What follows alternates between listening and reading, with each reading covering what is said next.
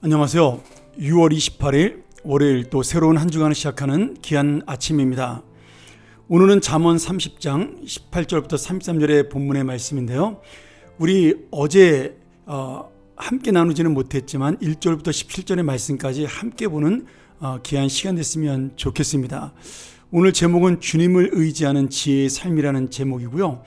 이 잠언 30장과 31장은 솔로몬이 쓴 잠언이 아니고 아굴과 또 루멜이라는 왕이 쓴 잠언이다. 아굴은 이제 지혜로운 자 또는 현자라고 보통 우리가 추측할 수 있는데요. 어떤 사람들은 이 루멜이라는 왕을 솔로몬이라고 해석하기도 하는데 그러기보다는 우리가 잘 알 수 없는 지혜로운 왕이다 이렇게 보면 좋겠습니다. 오늘부터 이제 며칠 동안 우리가 잠언을 마무리하고 이제 야고보서로 아마 7월 1일서부터는 넘어가게 되겠죠. 목요일서부터는 그 전까지 다시 한번 지혜의 삶, 하나님이 말씀하시는 지혜의 삶을 누가 살아가는가, 그리고 그 지혜는 어떤 삶을 말하는가, 이 이야기를 가지고 또 우리가 수요일까지 한번 귀한 마지막 이 잠언의 말씀들을 나누도록 하겠습니다. 오늘 1절부터 9절까지의 말씀은 하나님 앞에서 모든 사람은 피조물이기에 아주 미물, 다시 말하면 특별한 것이 없다라는 그런 우리의 연약한 점을 고백하고 있고요. 그래서 우리가 너무나 부족하고 연약한 그러한 피조물에 불과하기 때문에 하나님의 지혜, 하나님의 말씀에 의지하는 삶을 살아야 한다. 이런 교훈을 주고 있습니다. 그리고 10절부터 14절까지는 모든 사람이 주의해야 될 우리의 나쁜 행실들을 몇 가지로 나열하고 있죠. 배불러서 하나님을 모른다 할까라, 아니면 너는 종을 그의 상전에게 비방하지 마라. 그 다음에 이제 부모님에게 대한 이야기로 아비를 저주하며 어미를 축복하지 아니하는 사람이 되지 말아라. 이런 우리 삶에 대한 아주 구체적인 이야기들이 남겨져 있습니다. 그리고 15절부터 31절은 어떤 숫자에 대한 지혜를 가지고 묶음으로 우리에게 말씀을 설명하고 있는데, 저는 오늘 앞에 나온 1절부터 9절의 말씀 중에서 우리가 잘 아는 말씀 7절과 8절의 말씀, 그리고 뒤에 나오는 또 우리 네 가지 어떤 피조물과 우리를 비교하는 이야기를 가지고 잠깐 은혜를 나누도록 하겠습니다. 아굴은 평생 가난하게도 또 부하게도 하지 말아달라고 기도를 하죠. 7절과 8절에 보면 하나님께서 헛된 것과 거짓말을 내게서 멀리 하시고 나를 가난하게도 마옵시고 부하게도 마옵소서. 오직 필요한 양식으로만 나를 먹이시옵소서. 9절 내가 배불러서 하나님을 모른다. 여호와가 누구냐 할까 하며 혹 내가 가난하여 도둑질하고 내 하나님의 이름을 욕되게 할까 두려워함이니이다. 저는 이 말씀이 지혜자, 이 세상을 살아가는 지혜자의 참된 고백이라고 믿습니다. 물론 부자로 살면 좋겠죠. 저도 역시 부자로 살고 싶은 마음이 있는데요. 저희 아이들도 항상 제가 그렇게 가르쳤습니다마는 목사는 부자를 포기한 사람이 하는 것이다. 이제 그렇게 이야기했기 때문에 내가 원한다고 해서 부자가 될 수 있는 건 아니겠죠. 그런데 오늘 이 말씀 속에서 가난과 부함에 대한 기준이 무엇이냐? 그게 참 중요한 겁니다. 그러면서 오직 필요한 양식으로 8절에 나를 먹여달라. 그러니 이 말씀은 정확하게 문자적으로 번역하면 나에게 정해진 몫에, 나에게 정해진 양의 빵을 먹을 것으로 달라는, 그러니까 내가 먹고 살 것이 부족하지만 않으면 된다, 그런 의미로 말씀하고 있는 거죠. 이 말씀은 마태복음 6장 11절에 주님이 가르쳐 주신 주기도문의 말씀, 오늘날 우리에게 일용할 양식을 주옵시고, 그 말씀과 굉장히 동일한 의미를 가지고 있는 말씀입니다. 왜 그러면 가난하게 말라 그랬을까요? 가난하면 그 가난 때문에 마음이 피폐해지고 하나님을 원망하게 됩니다. 그리고 그 가난 때문에 이 세상을 비관하게 되죠. 그러니 가난하게 말아달라고 부탁을 하고 있고, 또 부자로 살게도 말게 해달라. 왜냐하면 교만해질까봐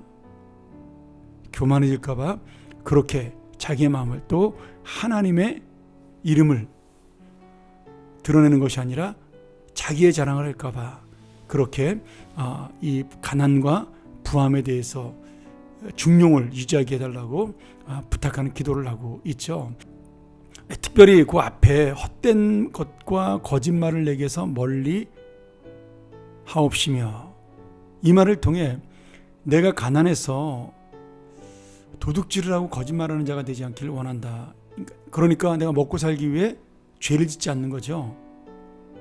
또 부하게 돼서 헛된 것, 그 물질이 우리의 영원한 의지가 되는 것이 아님에도 불구하고 내가 헛된 것에 매달리게 되지 않도록 기도하는 그러한 모습을 보여주고 있습니다. 오늘 여러분, 누가 지혜로운 자인가요? 여기서는 이 가난과 부함에 대한 가장 중요한 의미는 하나님을 의지하는 자로 살라는 겁니다. 그러면 가난해도 그 마음은 부유한 자가 되고, 부유한 자랄지라도 겸손하게 살 수 있다라는 거죠. 여러분, 어디까지가 가난하고 어디까지가 부유한 것이겠어요? 우리가 그것을 기준점을 정할 수 없지만 결국 하나님을 의지하지 않고 사는 자는 가난할 수도, 교만할 수도, 부자로 살 수도 있다라는 거죠. 그래서 오늘 여기서 말씀하는 것, 가장 지혜로운 사람은 하나님을 의지하는 자다, 이렇게 볼 수가 있습니다. 그리고 오늘 우리가 나눠야 될 말씀 중에 하나인 18절 이하의 말씀에 보면 아굴이 사람은 아니지만 이 미물인 야생의 생물에게도 배울 것이 있다라고 말씀하고 있습니다. 먹을 것을 미리 준비하는 개미와 안전한 곳에 집을 짓는 사반, 그리고 지도자가 없이도 움직이는 조직적인 움직임을 가지고 있는 지혜로운 메뚜기 떼, 또 왕과 왕궁에 함께 사는 도마뱀, 이런 모든 것들이 정말 사람보다 부족하지만 그들이 나름대로 하나님의 창조의 질서와 법칙을 가지고 산다라는 겁니다. 그래서 이 말씀을 통해 지금 이 아굴은 정말 우리가 이 피조물만도 못한 인생으로 살아서는 안 되겠다라는 거죠. 그러면서 정말 하나님 앞에 믿음을 가지고 살아가길 원하는 그러한 사람들이 되기를 부탁하고 있습니다. 우리는 이들이 어떻게 사는지, 또 이들이 어떤 움직임을 갖고 있는지, 무엇을 하며 살아가는지 잘 알 수가 없습니다. 그러나 그 모든 것들이 나름대로 자기가 자기의 뜻대로 살고 있는데, 우리는 이 짐승보다는 하나님 앞에 바른 모습으로 살아야 되지 않겠냐, 그렇게 배워야 한다라고 말씀하고 있는 겁니다. 그들 나름대로 사는 방법, 여러분, 이들이 정말 자신들이 조직적으로 자기들끼리 무리들이 모여서 준비하고 계획하며 살아가는 그 모습을 보면서 우리의 준비와 계획은 결국 하나님 앞에 있다, 이런 말씀을 주고 있습니다. 그래서 마지막으로 우리가 정말 하나님 앞에 교만하지 말고 하나님의 말씀 앞에 순종하여 철저하게 주님을 의지하는 자, 그런 자가 바로 지혜로운 자가 되며 하나님이 이 힘들고 고단한 인생길에도 힘이 되어주고 방패가 되어주고 반석이 되어준다라고 말씀하고 있습니다. 오늘 가난하게도 부하게도 말고 오직 주님을 붙드는 자가 되게 해달라는 오늘 이 기도, 또 이 세상의 미물과 피조물만도 못한 우리가 되지 아니하고 주님을 바라보는 지혜를 갖는 그러한 하나님의 사람이 되게 해달라고 다시 한번 이 한 주간을 기도하며 보내는 여러분 되기를 주의 이름으로 축원합니다. 함께 기도하겠습니다. 하나님 아버지, 벌써 6월달도 마지막 주가 지나갑니다. 1년의 반을 보내면서 우리는 얼마나 하나님을 다시 한번 의지하고 살았는지, 이 어려운 코로나의 시절에 우리가 하나님을 어떻게 붙들고 살아가는지 다시 한번 돌아보며 참된 지혜와 참된 믿음으로 살아가는 하나님의 자녀가 되게 하여 주옵소서. 예수님의 이름으로 간절히 기도하옵나이다. 아멘.